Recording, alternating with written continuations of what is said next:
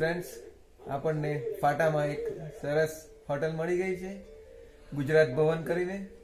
આપણે એને પહેલેથી જ બુક કરાવી દીધી છે. અહીં ફેસિલિટી ખૂબ જ સારી છે, પરંતુ ફ્રેન્ડ્સ અહીંયા ઠંડી બહુ વધારે છે.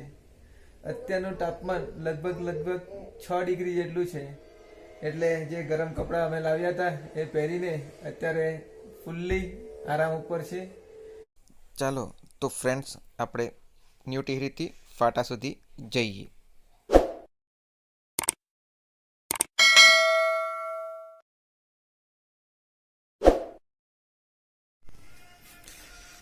હવે આજે આપણે આ નવી ટિહરીને છોડીને ફાટા તરફ આગળ વધવાનું છે. આપણે ન્યૂ ટિહરીથી ટિહરી ડેમ તરફ જવા માટે નીકળી ગયા છે. ફ્રેન્ડ, રસ્તો એવો છે ને એકદમ રાપચીક, પણ નજર ચૂકી દુર્ઘટના ઘટી એના જેવું કામ છે. અત્યારે આપણી ગાડી 40ની સ્પીડ ઉપર ચાલી રહી છે અને એક્સિલેટર ઝીરો અને બ્રેક ઉપર પગ રાખવાનો. બ્રેક મારવાની નથી, પણ પગ જે રાખવાનો છે બ્રેક ઉપર રાખવાનો છે. તમારી ગાડી ઓટોમેટિક નીચે 40ની સ્પીડ ઉપર જશે. એક્સિલેટર આપવાની કોઈ જરૂર નથી પડતી. થોડો કોઈ વખત એક્સિલેટર ઉપર પગ મૂકવો પડે, પણ સામેથી આવતી ગાડીઓ એકદમ સાફ વળાંક અને સામેથી ક્યારે કઈ ગાડી આવશે એની કોઈ ગેરંટી નહીં. એટલે તમે સ્પીડ નથી કરી શકતા અને રફ ડ્રાઇવિંગ ના કરી શકો. એનો મતલબ એવો થાય કે જરાક પણ તમે ગફલત કરી એટલે દુર્ઘટના થશે. તો અહીંથી આપણે શ્રીનગર આજે જવાનું છે. બપોર સુધીમાં આપણે શ્રીનગર પહોંચીશું અને ત્યાંથી આપણે ફાટા તરફ જવાનું છે. આપણે કાલના વ્લોગમાં તમને વાત કરી તેમ આપણે હેલિકોપ્ટરનું બુકિંગ કરાવી દીધું છે, કારણ કે ડ્રાઈવરમાં હું એકલો છું અને મારે હજુ પણ આપણે રિટર્ન નેત્રંગ સુધીની ટ્રીપ કાપવાની છે. તો 16 કિલોમીટર 17-18 કિલોમીટર જેટલો જે કેદારનાથનો ટ્રેક ચાલવામાં જો કંઈક તકલીફ થઈ તો રિટર્નમાં આપણને મુશ્કેલી પડી જાય. તો એ મુશ્કેલી નિવારવા માટે અમે હેલિકોપ્ટરનું બુકિંગ કરાવી દીધું છે. ફાટા ટુ કેદારનાથ અને કેદારનાથથી ફાટા. વન વે બુકિંગ આપતા નથી, તેથી આપણે જો બુકિંગ હેલિકોપ્ટરનું કરાવવું હોય તો આપણે 2 વે બુકિંગ કરાવવું પડે. તો હવે અમે 2 વેનું બુકિંગ કરાવી દીધું છે અને હવે આપણે કેદારનાથની યાત્રા હેલિકોપ્ટર મારફતે કરીશું.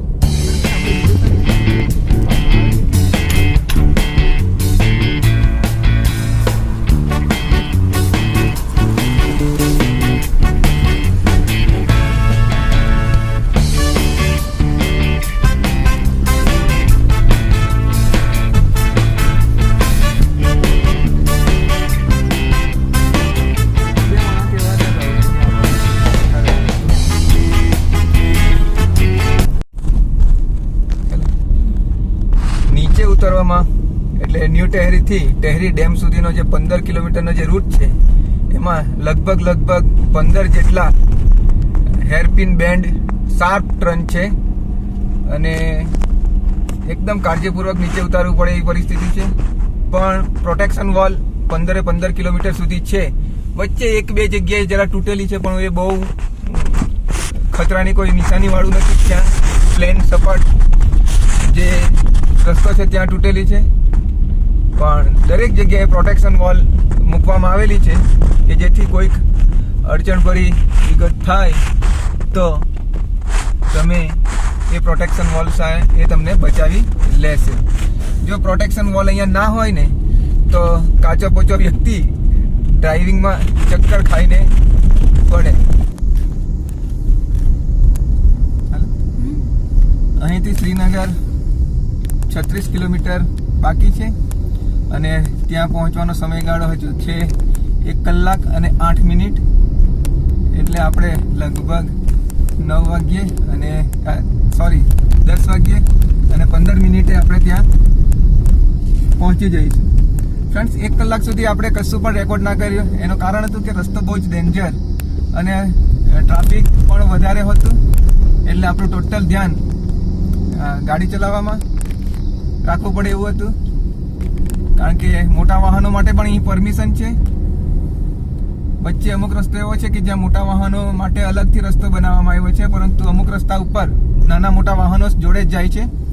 તો ત્યાં ઘણું સાચવવું પડે એવું છે.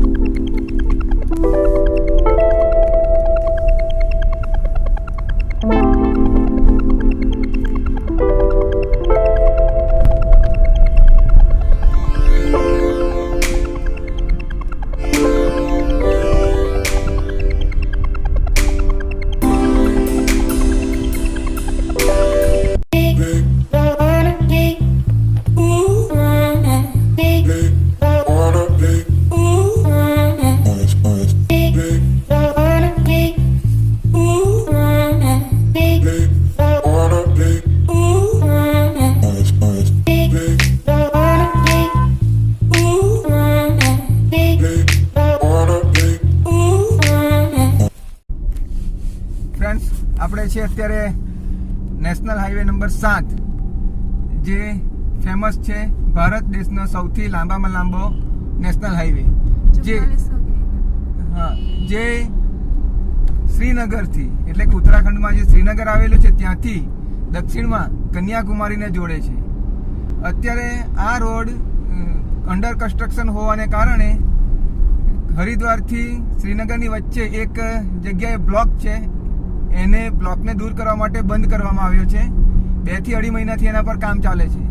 આઈ હોપ કે જે સમાચાર માધ્યમોમાં આવેલ માહિતીના અનુસાર આજે એ ખુલી જવાનો છે. જો આજે ખુલી જાય તો અહીંથી શ્રીનગરથી હરિદ્વાર ફક્ત 3.5 કલાકમાં વ્યક્તિ પહોંચી શકે છે. આજે એ જ શ્રીનગરથી હરિદ્વાર વચ્ચે પહોંચવા માટે ઓછામાં ઓછા 6 થી 7 કલાકનો સમય લાગે છે.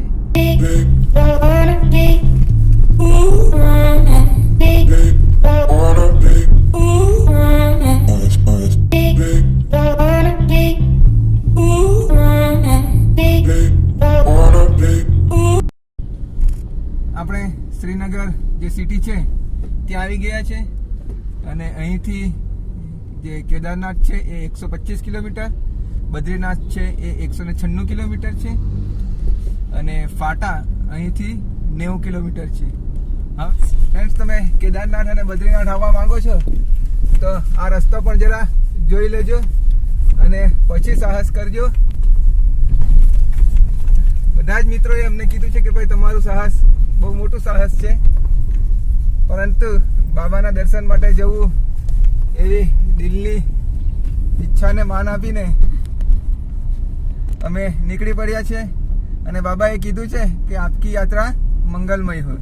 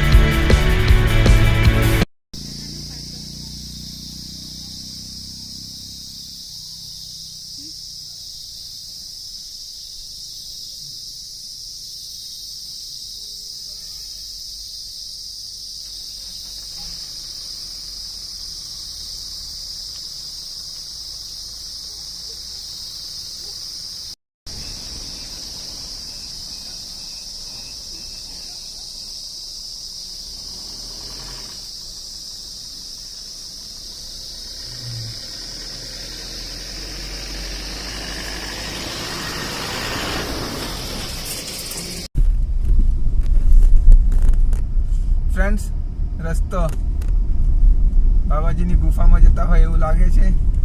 નો પ્રોટેક્શન વોલ અને ઉપરથી પથ્થરવાળો રસ્તો. ગાડી ચલાવવાની તો આહલાદક મજા તો આવે જ છે, પણ જો કાચા પોચા વ્યક્તિ હોય તો એકવાર હાથ પણ ધ્રુજી જાય. એટલે જ લોકો કહે છે કે બાબાજીના દર્શન કરવા એ કંઈ આમ સહેલું નથી. ચારે ચાર ધામમાં કેદારનાથની યાત્રા એ સૌથી અઘરી યાત્રા ગણાય છે, કારણ કે ત્યાં પહોંચવાનું પણ ખૂબ જ અઘરું છે, અને તમે એને ચાલીને માર્ગ પાર કરો એ 16 થી 19 કિલોમીટરના જેટલો જે ટ્રેક છે એ પણ એટલો જ અઘરો છે.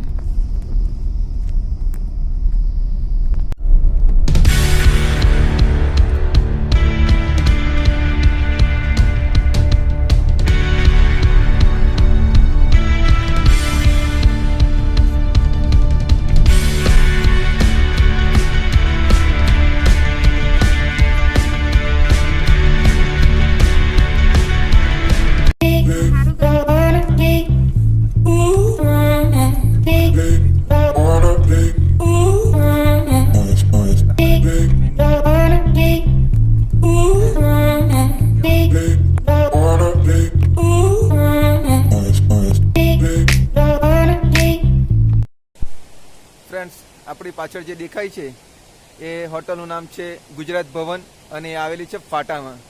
ખૂબ સારી રીતે સ્ટે મળ્યો છે, અને કોઈ પણ ગુજરાતી અહીં આવીને રોકાઈ શકે છે. મિત્રો, એનો ઓનર ગુજરાતી નથી, અહીંના સ્થાનિક જ છે, પરંતુ નામ ફક્ત ગુજરાત ભવન આપ્યું છે, એટલે નામ વાંચીને પણ કન્ફ્યુઝન ન થવાય એની પણ આપણે કાળજી લેવાની છે. પણ સ્ટે સારો મળ્યો છે, ગરમ પાણીની સુવિધા છે, ચા નાસ્તો જમવાનું પણ અહીંથી તમને મળી જાય છે. 12 વાગ્યાનો ચેકઆઉટ ટાઈમ છે, એ પણ એકદમ કમ્ફર્ટેબલ છે, તો તમે અહીં રોકાઈ શકો છો. રૂમ સરસ છે, ટીવીની વ્યવસ્થા છે, બીજો એક એક્સ્ટ્રા બેડ પણ છે, અને આ તરફ ટોયલેટ બાથરૂમ છે, અને 1000 રૂપિયામાં પડ્યો છે. જો સિઝનમાં તમે આવો, એટલે કે અત્યારે તો કોવિડની પરિસ્થિતિ છે, પરંતુ તમે એ અધર સમયમાં આવો તો અહીં 3000 રૂપિયા સુધીના રૂમનું ભાડું હોય છે, અને તમને રૂમ મળવો પણ બહુ મુશ્કેલ હોય છે. 15-20 દિવસ પહેલાંથી તમારે બુક કરાવી દેવું પડે તો આપણને રૂમ મળે. એ રીતની વાતચીત અમારે આ રૂમના ઓનર જોડે થઈ છે. જો ફ્રેન્ડ્સ, તમને આ વિડીયો ગમ્યો હોય તો આ ચેનલને લાઈક, શેર અને સબસ્ક્રાઈબ કરજો. આપણે કેદારનાથના અંતિમ ભાગ સાથે ટૂંક સમયમાં જ મળીશું. તો ત્યાં સુધી ગુડ બાય.